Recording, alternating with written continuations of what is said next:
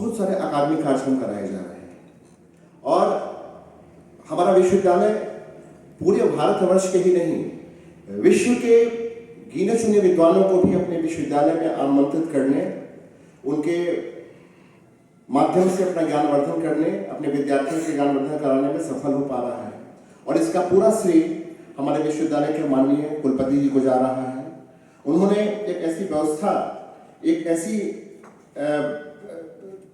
ऐसी व्यवस्था संचालित करवाई जिसके माध्यम से संभव हो पा रहा है।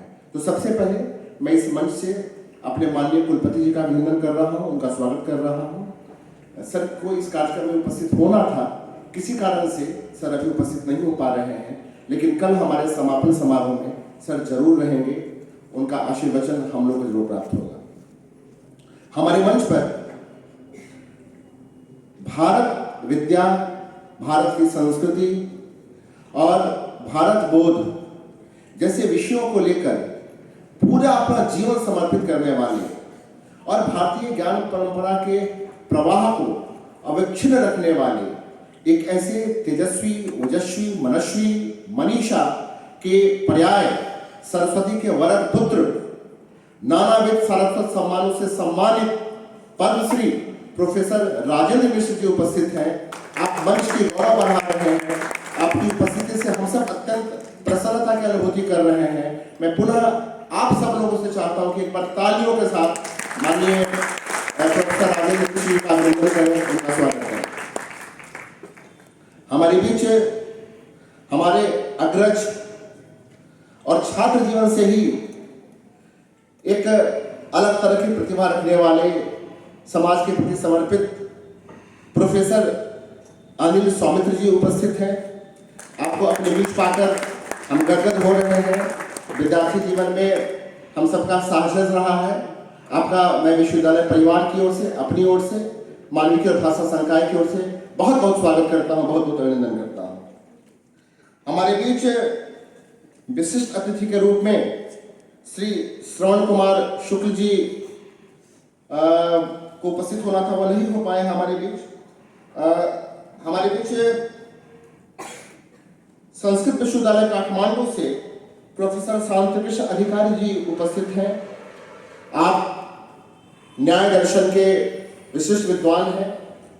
आपकी उपस्थिति से हम अत्यंत गदगद हैं, आप्यायित हैं।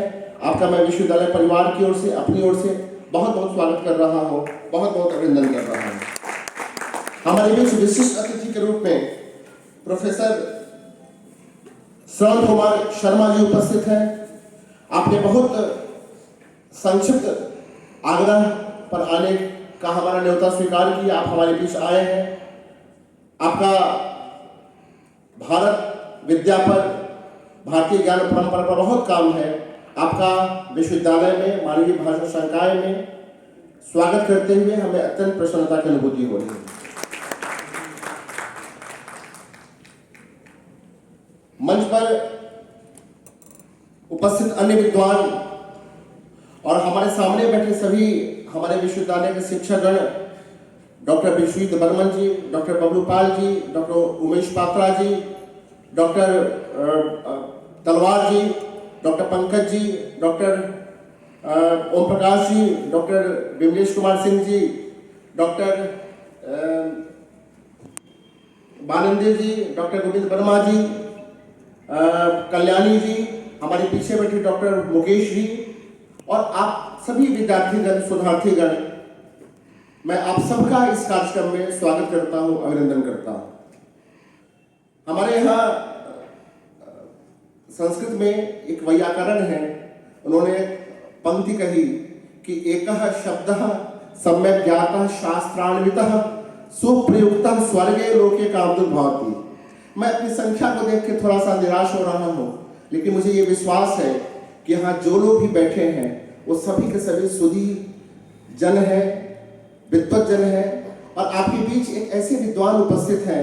मैं कभी सोचता हूँ कि एक पीढ़ी ऐसी होगी जो ये कहेगी कि हमने प्रोफेसर अभिराज राजेंद्र मिश्र जी को सुना है, और कुछ लोग कहें कि हमने उनको नहीं सुना, वो उनको यूट्यूब के माध्यम से और अन्य किसी माध्यम से सुनेंगे। कभी कभी मैं बहुत भावुक होता हूँ कि एक व्यक्ति अपना पूरा जीवन संस्कृत साहित्य को, संस्कृत विद्या को, भारत की परंपरा को इस प्रकार से समर्पित किया। और इस अवस्था में भी सर घर के सारी परेशानियों को छोड़ देते हैं, परिवार की समस्याओं को छोड़ देते हैं और ऐसे विद्या विलासी हैं, ऐसे विद्या विनयी हैं कि एक आमंत्रण देने पे कभी कभी ट्रेन से सर आने के लिए तैयार हो जाते हैं कि तुम्हारा कार्यक्रम है, हमारे आने से तुम लोग को लाभ मिलेगा, मैं जरूर आऊंगा। तो एक बार फिर से आपके सर होने से हम गदगद हैं। और यह जो संगोष्ठी का विषय है इसके बारे में इतना ही कहूंगा, वही मैं बता रहा हूँ। मैंने सर और भी कितना तरह का कष्ट हम लोग के लिए ले लेते हैं, ये कहने की आवश्यकता नहीं है। इसीलिए मैं बार बार सर का अभिनंदन कर रहा हूँ। सर के आने से हम सभी गदगद हैं। ये जो हमारा विषय है भारतीय ज्ञान परंपरा, आप सब जानते हैं कि बहुत वर्षों के बाद जब हमारे यहाँ राष्ट्रीय शिक्षा नीति आई है तो उसने इस बात को शिद्दत से महसूस किया कि हमारे विश्वविद्यालयों के पाठ्यक्रम में भारतीय ज्ञान परंपरा का एक विषय होना चाहिए। और महात्मा गांधी केंद्रीय विश्वविद्यालय के संस्कृत विभाग ने और हमारे यहाँ हिंदी विभाग ने भी एक ऐसा उपक्रम किया है कि हम अपने यहाँ सर्टिफिकेट कोर्स के माध्यम से या फिर इलेक्टिव पेपर के माध्यम से पूरे विश्वविद्यालय में भारतीय ज्ञान परंपरा के तत्वों को, इन विषयों को संक्रांत कर रहे हैं।